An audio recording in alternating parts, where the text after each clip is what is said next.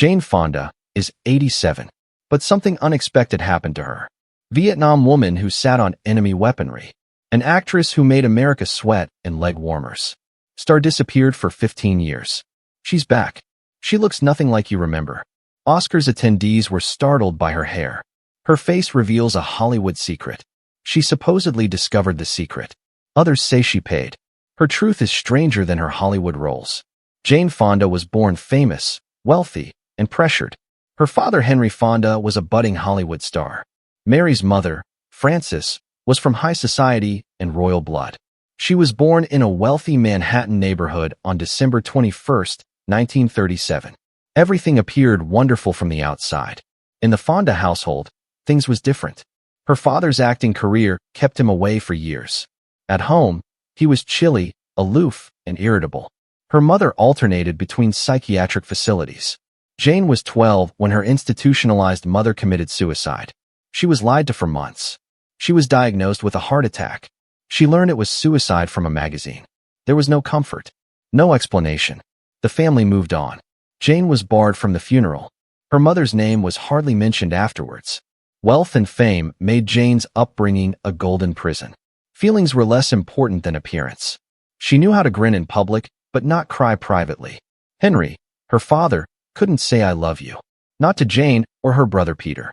He acted out emotions on TV, but was unapproachable in real life. Peter stated Henry only shouted those 3 words while their father was dying. Jane struggled for years to win his admiration, but he rarely offered praise. He rarely gave. Her mother Frances had severe mental illness.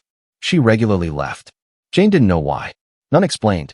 Later, she discovered her mother had bipolar disorder. Even worse, she was sexually abused as a child. The trauma shaped everything. How Frances looked, acted, and loved. Frances briefly returned home from the institution before dying. She invited her kids to her room. Jane stayed. The girl stayed upstairs. Her brother left. Jane couldn't. Maybe she didn't know. Maybe she was terrified. That was her final glimpse of her mother. Frances died a month later. For years, Jane blamed herself. She thought her coldness killed her mother. The guilt festered. It turned dark. She stopped eating. Then she binged. So she purged. The cycle lasted 23 years. Jane spent her early acting career bulimic. She then stated she thought it would kill her before 30. Jane Fonda didn't want to star in movies. She attempted to avoid it. Joshua Logan wanted Jane to star in The Country Girl with her father, Henry Fonda, in 1954. No, she said. She wasn't interested in acting then. Her connection with her father was poor, and she wasn't ready to enter his world. Hollywood persevered with her. Logan returned in 1960. He cast her in Tall Story, a romantic comedy with Anthony Perkins. The role fell to her. She was well known on Broadway by then. However, this film made her Hollywood debut. It grossed $1.7 million in the US and Canada, a good start. Interestingly, the film featured a young Robert Redford in his first uncredited film role. Fonda's career began. But irony? The individual she fled gave her big break. Her life altered drastically a few years later. Meeting French director Roger Vadim in December 1963. He was daring, over 10 years older, and had affairs with Brigitte Bardot and Catherine Deneuve. August 14, 1965, Fonda married him in Las Vegas. Insecurities, bulimia, and father issues plagued her at 28. Vadim entered with lethal charm and control. He sculpted her image and cast her in risky roles. He styled, controlled, and oversaw her social life. Vanessa, their daughter, was born 1968. Behind the scenes, things were gloomy. Fonda later stated that Vadim forced her into threesomes and flirted with ladies for him. He utilized her Clute character to get her to act sensual off-screen for his dreams.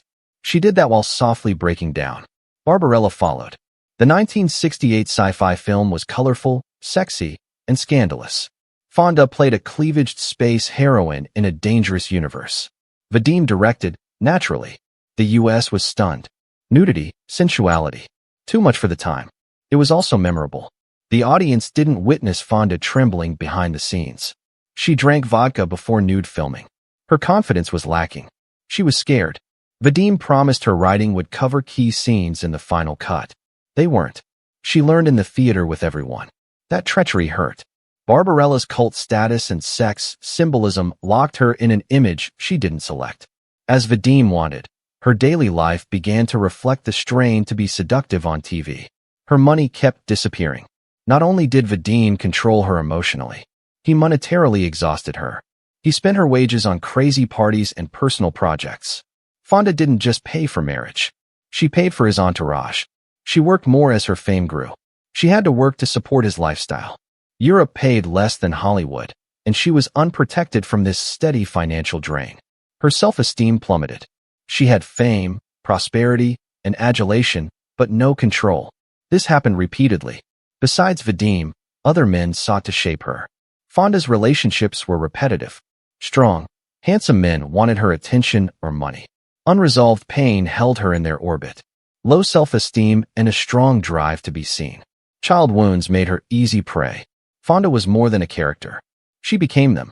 Her 1971 performance was too real to be acting, shocking Hollywood.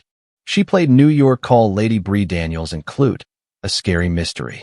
Bree wasn't fantasy, raw and broken. She was strong.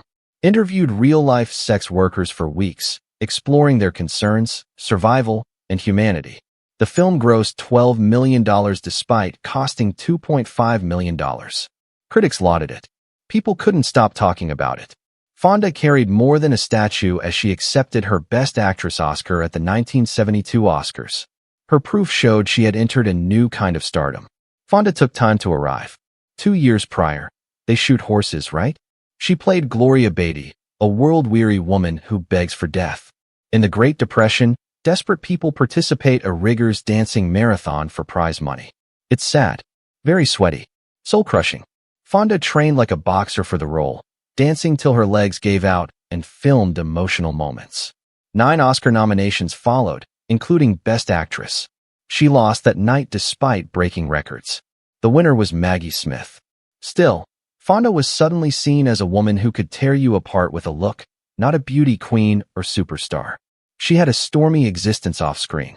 In 1965, she married French director Roger Vadim. Their daughter Vanessa was born in 1968. The glamour vanished quickly. Vadim drank, gambled, and chased women. Fonda said she cried daily after giving birth due to postpartum depression. It didn't feel like motherhood. She felt like she was leaving. Their marriage ended in 1973. In July 1972, Jane Fonda flew to Hanoi. The world was astonished by her choice to venture beyond enemy lines during the Vietnam War. She didn't travel impulsively. Tom Hayden, her activist partner, supported it. She flew under the radar through Paris and Moscow before landing in North Vietnam's capital on an Aeroflot jet. North Vietnamese uniformed officials welcomed her like a VIP. They know their business. She was more than a tourist to them. She may disgrace America as a Hollywood celebrity. Jane saw everything they wanted for 2 weeks. Exploded hospitals, schools, factories, and war museums with horrific sights. She was treated for an air raid foot injury at the Vietnam-Soviet Friendship Hospital. She was told by Viet Duc hospital doctors that they were examining birth problems from American chemical assaults.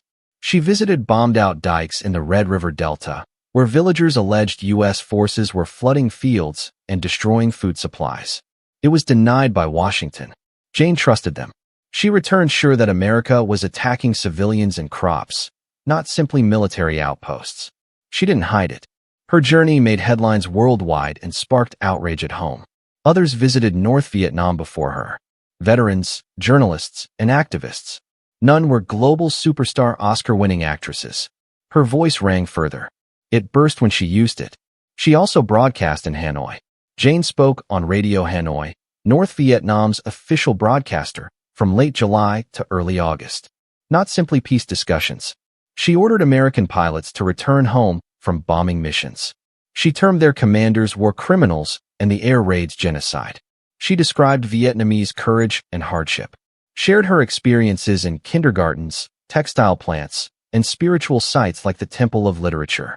Americans weren't particularly offended by her voice. It was photo. Jane visited a North Vietnamese military installation on her last day. There, she was shown an anti-aircraft cannon used to shoot down U.S. planes. What followed was one of the most notorious moments in American pop. Jane, laughing and applauding, sat on the weapon. Cameras clicked. Image spread worldwide. In an instant, she became Hanoi Jane. The backlash was severe. Vets felt betrayed. Grieving pilot families were enraged. Lawmakers wanted her tried for treason. Foreign war veterans demanded her prosecution. Some states considered banning her films. Her career nearly ended. Her life was threatened. Protesters followed her everywhere. The photo made a protest a scandal she would live with forever. Jane later wrote in her 2005 autobiography, My Life So Far, that the photo was her worst mistake. I was fatigued, she said, emotionally exhausted and perplexed. Sitting on the gun was never her plan. After a concert, she followed the mob without thinking. It may have been a setup, she wrote, but I allowed it. She termed it a 2-minute lunacy she would regret forever. She repeatedly apologized to veterans, their families, and anyone affected by the image. Many never forgave her. Jane stuck to her principles despite her regrets. She never apologized for opposing the war or visiting North Vietnam. Her message was plain. She maintained activism. She believed the war was wrong and her obligation to speak out. She said many Americans went to Hanoi, but only she, a famous actress, was punished. She asserted in interviews, blog entries, and speeches that people were furious because she publicly challenged the administration. She didn't regret it. Tom Hayden, her lover, supported her. 1 year after the Hanoi tour, they married in 1973. Political organizing took place at home. Together, they launched the Indochina Peace Campaign nationwide. Included a legendary Ohio State Fair stop. Jane launched aerobics videos in the 1980s to fund Hayden's political campaigns. The couple filmed anti-war films, had a son named Troy in 1973, and married for 17 years. After their 1990 divorce, their political activism continued. Jane's 1980 professional comeback was remarkable. A comedy about 3 women confronting a sexist boss, 9 to 5, was a blockbuster. It broke $103 million in the US and $103.3 million globally, becoming the year's second highest grossing film. The movie was successful and had a message. It addressed working women worldwide. Dolly Parton's theme hit the charts. TV show and Broadway musical followed. After regaining popularity, Jane appeared on Golden Pond in 1981. Jane portrayed a daughter trying to reconnect with her aging parents against Henry Fonda, her real-life father. Their tense and distant relationship was reflected in the film. It grossed over $119 million and was the year's second biggest hit. It received 10 Oscar nominations and won 3, including Best Actor for Henry. He was too ill to attend, so Jane collected the honor. A few months later, he died. Jane Fonda didn't only ride the 1980s fitness craze. She made it. The 1982 VHS edition of Jane Fonda's Exercise burst. Over 17 million copies sold. A movement, not just an accomplishment. Her fitness book had sold over 2 million copies and spent 2 years on the New York Times list a year before. After breaking her foot in 1978, the concept was born. Although healing, she took up aerobics. With instructor Lenny Kasdan, she opened a Beverly Hills studio, where they designed customized, accessible, and women-friendly routines. At a time when gyms were boys' clubs, her leg warmers and peppy words like "feel the burn" embraced pop culture. Women bought VCRs to play her tapes, not simply her tapes. Women trained differently after Jane gave the world a workout tape, examined their physique and health and fitness roles. Her background made this even more shocking. In the late 60s and early 70s, Jane Fonda avoided leotards and leg lifts. Outrageous, she was. In protest of Vietnam, she marched. Her 1972 North Vietnam excursion included sitting on an enemy anti-aircraft gun. Her image gained her the nickname Hanoi Jane, and the criticism was strong. She co-founded a prominent Hollywood political party and supported the Black Panthers and American Indians. She suddenly became America's exercise queen. She made millions from her fitness books, CDs, and recordings. It wasn't entirely hers. She quietly donated most of the money to left-wing causes like economic democracy. No one expected this makeover. One moment, she sparked political wrath. She was the smiling face of health the next. She managed both identities. The unexpected continued. At 54, Jane married media mogul Ted Turner in a small ceremony with 30 guests in December 1991. CNN billionaire founder and Atlanta Braves owner Turner was huge. He pursued Jane after her divorce from campaigner Tom Hayden. Although it was her and his third marriage, everything seemed different. She penned their vows. Son gave her away. Their life was lavish. CNN's penthouse, grand ranches, private jets. Glamour was costly. Jane quit acting. She disappeared from Hollywood for 15 years. Her last role before break was a 1990 TV special. Then nothing. No movies, no red carpets. She later admitted she'd lost acting passion. She considered leaving it all to work in environmental advocacy. She was depressed before Turner. She wanted a fresh life. She initially devoted herself to the marriage. She said she quit acting and business to be with Ted. Turner wasn't a space-giving husband. He desired frequent Jane companionship. She stated it was more babysitting than love. Counseling was tried. They compromised. In January 2000, they split. In 2001, the divorce was final. Jane got a 2,500-acre ranch, $100 million in assets and stock, and a huge payout. Still, she's always praised him. She named him her favorite ex-husband. Still, she realized she had changed to match his environment. It broke her. That realization sparked one of Hollywood's greatest surprising comebacks. At nearly 65, Jane Fonda received Monster-in-Law, a romantic comedy script, in 2005. It was her first major part in 15 years.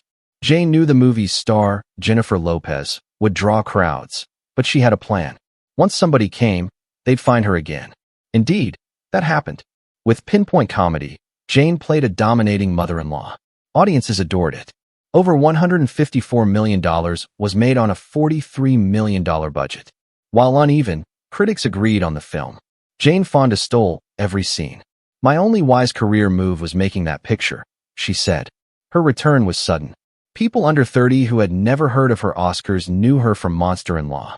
She delivered another curveball when the world believed she may slow down. Lee Daniels, the butler, 2013, cast her as Nancy Reagan. Casting caused a firestorm. As anti-war activist Fonda played the ultra-conservative First Lady, indignation grew quickly. Veteran groups protested. Internet boycotts occurred. People couldn't separate actress and campaigner. But Jane persisted. She handled the job carefully. She contacted Nancy Reagan through mutual acquaintances and was assured she didn't object. Fonda gave a brief, yet forceful performance. Film grossed over $177 million worldwide. But Jane dominated the news. She didn't stifle criticism. She replied, "Get a life." This fearlessness carried over to her next big project. Jane Fonda and Lily Tomlin reunited for Grace and Frankie on Netflix in 2015. Two 70-year-old women are surprised when their husbands leave them for each other in the episode. It was daring, funny, and successful. Grace and Frankie, with 94 episodes over 7 seasons, was Netflix's longest-running original. Fonda and Tomlin's honesty, wit, and connection charmed audiences. Critics liked it. The show had 88% Rotten Tomatoes. Emmy nominations. More importantly, the series changed lives. One viewer said the show rescued her sister. Grace and Frankie offered her hope after her husband came out, keeping her from suicide. Jane Fonda wasn't done making that type of impression. Jane discovered comedy in her 70s and 80s after decades of serious dramas and political declarations. It started with Monster-in-Law, but Grace and Frankie established her talent. She delivered biting lines as Grace Hansen. See Pratfall's physical comedy. Show creators stated her timing was superb. This late career change was surprising for a Clute and coming-home actress. But she fully accepted it. She was important. She was hilarious. People couldn't get enough. In 2023, 85-year-old Jane starred in Brady's 80. Fonda, Lily Tomlin, Sally Field, and Rita Moreno were 4 elderly women who went on a wild journey to see Tom Brady play in the Super Bowl. True story-based, it worked. The picture promoted friendship, aging, and female fandom. Jane stole scenes again as Trish, a romantic novelist who loves wigs and drama. The film was more than fun. A message was sent. Death doesn't occur at 60, 70, or 80. Fonda openly discussed being active, sharp, and visible in press interviews. She wanted to show that older women aren't invisible or done. A deeply personal declaration from 84-year-old Jane Fonda shocked the globe. She announced her diagnosis of immune system-affecting non-Hodgkin's lymphoma on Instagram in September 2022. The news was heavy, but she didn't hide. She said the cancer was curable and had an 80% survival rate. She admitted to having high-quality health care, which many Americans can't afford. Then she advanced. She denounced fossil fuels and chemicals, many of which cause cancer. Most individuals would have kept quiet at her age and fame. However, Jane exploited her diagnosis to advocate for environmental and healthcare justice. This wasn't retirement. She also filmed Grace and Frankie's final season and marched for climate change. Even with cancer, she kept going. Her candor about aging and disease touched millions, especially older individuals who rarely see their challenges in the forefront. Jane discussed more than cancer. She demonstrated how to undergo chemotherapy in public. She announced her diagnosis and 6 months of treatment the same month. She continued activism. She continued rallying and hosting Friday fire drills. Jane told people she wasn't hiding when her physician stated her treatment was going well. She discussed side effects. She arrived exhausted yet smiling. She reminded everyone that not everyone could afford her care. Still, she continued. Her social media saved others in similar situations. Although she didn't sugarcoat anything, she didn't allow the condition to define her. She inspired others by facing chemotherapy in public without retreating. It proved disease doesn't silence. Your purpose can be sharpened. Finally, the moment everyone wanted. Jane received the news days before turning 85 in December 2022. Her cancer was remission. The finest birthday present ever, she said. She thanked her doctors and supporters in a blog post with such title. She claimed the first several chemo cycles were tiring, but not awful. But the last session crushed her. She was exhausted for 2 weeks. After the side effects subsided, she attended her first fire drill in Washington, D.C. on Friday. She made news again because she used her remission to speak out, not because she conquered cancer. She said her fans' prayers and energies helped her recuperate. Her return resonated with older folks. It reminded everyone that cancer treatments have improved and that 85-year-olds can recover. Jane Fonda defied expectations before her diagnosis. At the Oscars in February 2020, she made waves. She dazzled the globe with silver hair on stage. She was 82. Transformation took 7 hours. Jack Martin, her colorist, bleached and toned her hair to a sophisticated silver. But Jane didn't just sit in a salon chair. She spent 7 hours drafting book chapters, memorizing Grace and Frankie lines, and answering emails. Fashion wasn't the topic. It concerned freedom. She stopped wasting time, money, and energy on looking young. She cherished her age. Gray hair became more than a vogue. A movement ensued that showed women worldwide that they didn't need to disguise their age either. Jane made honesty powerful and gray beautiful. Jane Fonda is 87 and moving. Every day she exercises. She's changed her schedule with age, but she's not stopped. She does long cardio walks and alternating upper and lower body exercise. Walking became her preferred activity after quitting running. Her flexibility is maintained by daily stretching. She maintains her balance and posture with resistance bands, modest weights, and core work. Her personal trainer tailors exercises to her energy and prevents injuries. People remember her philosophy. She always advises doing what you can rather than nothing. Its message is simple but strong. It breaks the perfectionism strain. It encourages seniors to keep going. Fitness isn't vanity for Jane. About strength, freedom, and joy. Again, sharing her routines allows people to be themselves.